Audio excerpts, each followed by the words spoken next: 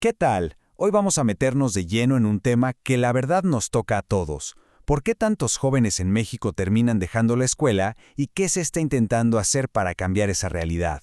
A ver, para empezar, escuchemos esta metáfora, es muy potente.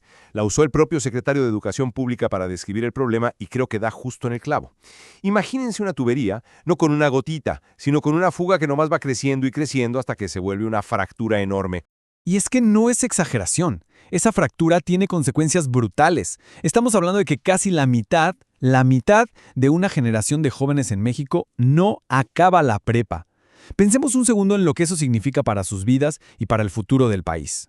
Ok, entonces, ¿dónde exactamente está esa fuga? ¿En qué punto del camino se nos están perdiendo los estudiantes?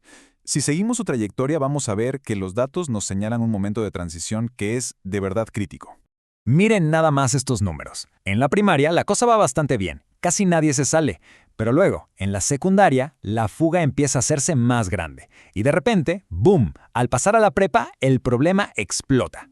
Es justo ahí, en la adolescencia, donde el sistema parece que lo suelta. Y aquí es donde el análisis se pone muy interesante. Resulta que tanto expertos como autoridades están diciendo, oigan, las palabras que usamos para hablar de esto están mal. Y no es un simple capricho. Cambiar las palabras cambia todo el enfoque del problema. Esta frase es durísima, pero necesaria. La idea es que los chavos no es que un día se levanten y digan, ya no quiero estudiar. Más bien hay un montón de fuerzas en el sistema, a veces invisibles, que los van orillando, los van empujando, hasta que ya no les queda de otra más que salirse. Ojo, este cambio de lenguaje es clave, porque deja de poner toda la culpa en el estudiante y nos obliga a ver la responsabilidad de las instituciones. No es que desertaron, es que el sistema los excluyó. No abandonaron, sino que hubo desatención. ¿Ven la diferencia? Es fundamental. Bueno, y frente a esta realidad, ¿qué se está haciendo? Pues el gobierno lanzó una estrategia nacional, con un nombre que ya de por sí nos dice mucho de su enfoque, uno mucho más humano. La idea es simple pero poderosa. En lugar de que un estudiante sea nomás un número que se da de baja en el sistema, el programa Te Extrañamos busca un contacto personal. Que sean los propios maestros o incluso sus compañeros los que les llamen, les escriban y les digan, oye, haces falta aquí. Y bueno, ¿esto funciona? Pues los primeros números dicen que sí. A ver, no es una solución mágica, pero casi un 30% de los chavos que habían dejado la escuela hace poco decidieron regresar gracias a esta llamada, a este contacto. No es poca cosa. Pero esperen, porque quizá el dato más sorprendente y hasta conmovedor es este. Más de 22,000 estudiantes que se habían salido en años pasados, o sea que ya se daban por perdidos, se sintieron motivados por la campaña y decidieron volver. Esto nos habla de un deseo de estudiar que seguía ahí, latente. Pero claro, una cosa es la estrategia nacional y sus resultados, que son esperanzadores, y otra muy distinta es la realidad que se vive todos los días en la trinchera, en el salón de clases, y ahí la historia es otra.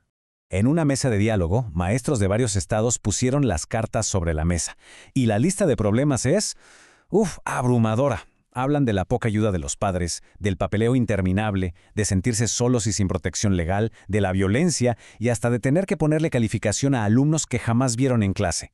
Es un panorama súper complejo.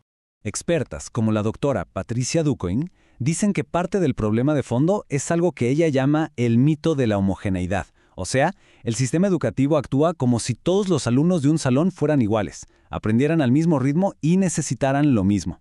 Y pues cualquiera que haya pisado un aula sabe que eso no es cierto. Con esa idea en mente se hizo un proyecto piloto súper interesante. En vez de forzar a los chavos a un ritmo que no aguantaban, primero veían cuál era su nivel real. Luego les ofrecían talleres para nivelarse y lo más importante, se les calificaba por su esfuerzo, no solo por un examen. ¿Sonaba muy bien? El problema, que aunque la idea era brillante, nomás funcionó en 1 de cada 10 escuelas. ¿Por qué? Porque el sistema es muy frágil. De repente había inundaciones o faltaban maestros y ¡pum!, el proyecto se venía abajo. Esto demuestra lo difícil que es cambiar las cosas desde abajo si la estructura no ayuda. Y todo esto, cada estrategia, cada problema, cada intento de solución, nos lleva a un punto central, a la pieza clave de todo este rompecabezas, las maestras y los maestros. Miren esta tabla porque es la foto perfecta de la desconexión. Por un lado, las estrategias nacionales hablan de programas, de becas para todos, de construir más escuelas. Y por el otro, ¿qué piden los profes desde el aula? Cosas mucho más del día a día. Tener autoridad, que los padres se involucren, que haya más personal de apoyo. Son dos mundos que no acaban de conectar. Y así llegamos a la pregunta final, la que de verdad cierra todo este análisis. A ver, Seamos honestos. ¿Realmente podemos solucionar el problema de que los estudiantes dejen la escuela si primero no solucionamos la crisis de apoyo, de seguridad y de salud que viven los propios maestros? Ahí se las dejo.